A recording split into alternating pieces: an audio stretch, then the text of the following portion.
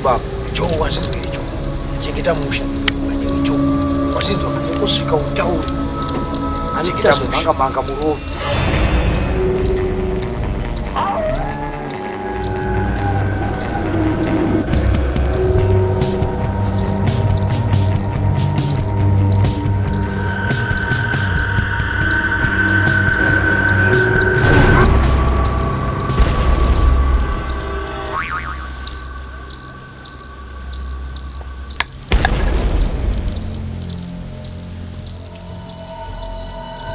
Anda inga pana panya iombe ndiye mkomana wongena namo.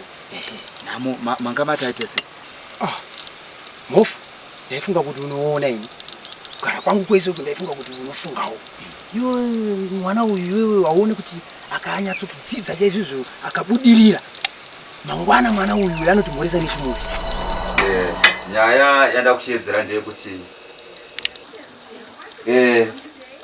ina ndisisina mari yokuti wo uyenderere nechikoro.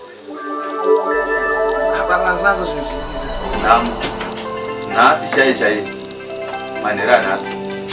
Worongedza twako. Mangwana kuseni. Wenda kumusha. Ndobo uchanogara. Jo. Zonzi jo. Ndazonzi mkomana wewe watakaunza hamu sanwe nditaka kwamusha. Anza kwenda kuharare kushanda.